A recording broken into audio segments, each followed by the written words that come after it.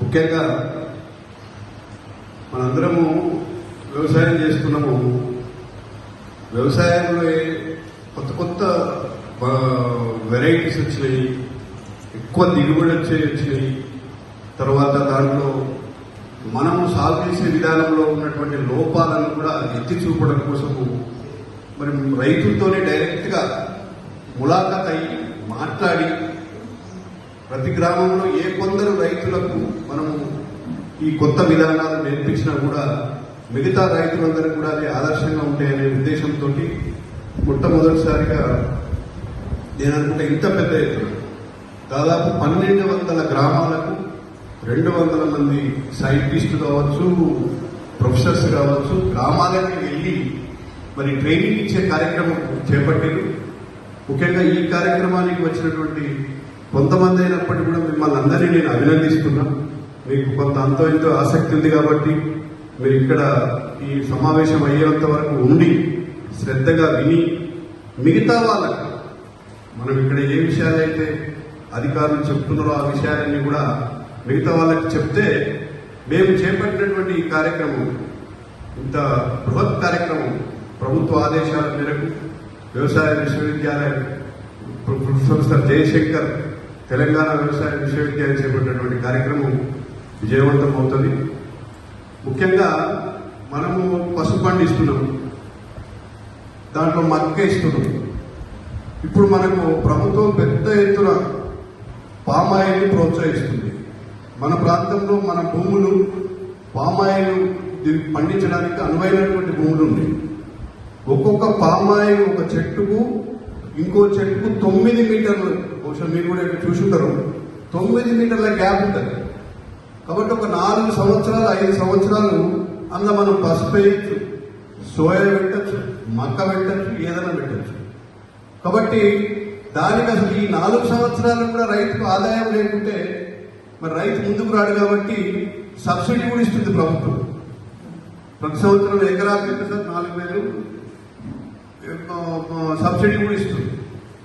అట్లా కొంత మార్పు రావాలి. ఇప్పుడు మనం ఎక్కడి నుంచో పామాయిల్ దిగుబడి చేసుకుంటున్నాం, లాభాలు ఉన్నటువంటి పంట 30 సంవత్సరాల దిగుబడి మనం దాని నుంచి పొందవచ్చు. ఆ వైపుగా కొంత ఆలోచన చేయండి. ఎప్పుడు మనం పెట్టిన పంటలే పెట్టుకుంటాం, మరి మనకు ధర రాలేదని మళ్ళా మనం రోడ్లెక్కే బదులు కొంత దేనికి డిమాండ్ ఉందో, ప్రపంచంలో కూడా దేనికి ఎగుమతులకు ఆస్కారం ఉందో మనం అవి పెట్టాలి. తర్వాత విపరీతంగా రసాయనిక ఎరువులు వాడుతున్నాం, అవి తగ్గించాలి. తగ్గించడానికి శాస్త్రవేత్తలు సూచనలు ఇస్తున్నారు. వరి పండిస్తున్నాం, వరిలో ఏంటంటే రోజు నీళ్ళు నేను కూడా చూస్తుంటే ఎప్పుడు చూసినా కూడా జానడో మూరెడో నీళ్లు లేని పంటలు చూడము. మనం ఏమనుకుంటామంటే 2-3 రోజులు నీళ్ళు లేకపోగానే అబ్బాయి ఎండిపోతాను చెప్తున్నారు క్లియర్గా. అట్లా మధ్య మధ్యలో నీళ్లు లేకుండా ఉంటేనే పంట ఎక్కువ వస్తుంది, ఎక్కువ పురుగులు ఆశించమని చెప్తున్నారు, డ్రై ఉండాలని చెప్పేసి. ఇట్లా కొన్ని కొత్త కొత్త విషయాలు వచ్చినాయి.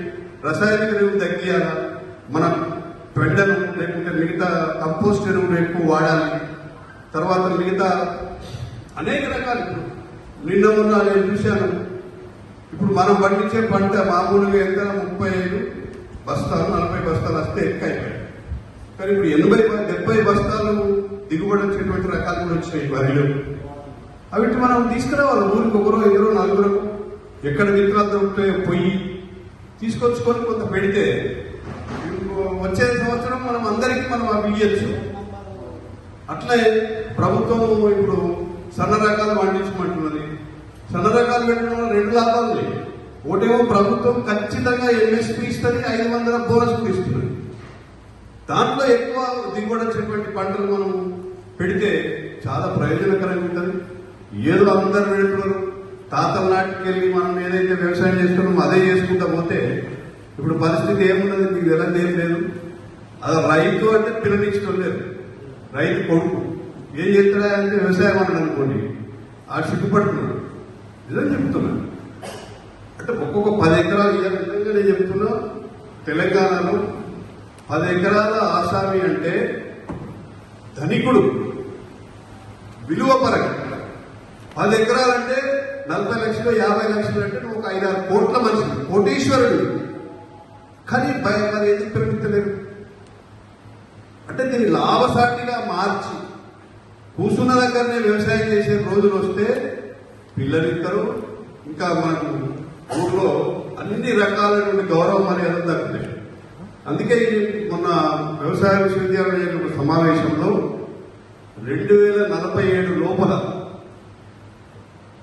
వట్టే ఇంట్లో కూర్చొని వ్యవసాయం చేయొచ్చు. అన్ని యంత్రాలు ఇప్పటికే మీరు చూస్తున్నారు, రోబోలు వచ్చినాయి, మన ఏమంటే డ్రోన్లు మందులు కొట్టి మరి పంట కోయడానికి వచ్చినాయి, కలుపు తీసే అవసరం లేదు, రకరకాలుగా మార్పులు వచ్చినాయి.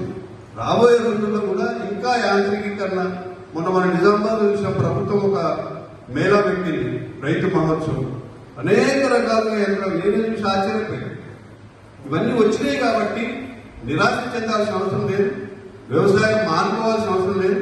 వ్యవసాయానికి విపరీతమైన డిమాండ్ వచ్చే రోజులు వస్తున్నాయి. మనం ఇప్పటికే చూస్తున్నాము. ఇలా మన ఫిలిప్పైన్స్ 10 లక్షల టన్నులు ఎగుమతి చేశారు, ఇంకా కూడా ఎగుమతి చేసే ఆస్కారం ఉందట. కాబట్టి మనం ఎంత ఎక్కువ పండించాలనే దాని మీద దృష్టి పెట్టాలి. నాకు ఈ అవకాశం ఇచ్చినందుకు నేను నిజంగా కూడా ధన్యవాదాలు తెలియజేస్తున్నా. ఆర్ఈఏసీ మెంబర్గా మరి పార్టీలకు అతీతంగా దాంట్లో సభ్యత్వం తీసుకోవడం, అక్కడ విస్తృతంగా నేను కూడా అనేక విషయాలు తెలుసుకునే అవకాశం వచ్చింది. కాబట్టి నేను కూడా దాదాపు ప్రతిరోజు ఏదో ఒక కార్యక్రమాల్లో పాల్గొంటున్నా. ఈరోజు ఇక్కడికి రావడం జరిగి సంతోషం. అనేక మంది రైతులు దశాబ్దాలుగా మనం కలిసి ఉద్యమాలు చేసినాం. ఉద్యమాలు చేద్దాము. ప్రభుత్వాలు అన్ని ప్రభుత్వం చేయాలంటే చేయలేదు. మనం బస్ బోర్డు కావాలని కొట్లాడడం, ఇవాళ సాధించుకున్నాం. కానీ ఎక్కువ ఉత్పత్తి చేసే అవకాశం మీకే ఉంది కదా.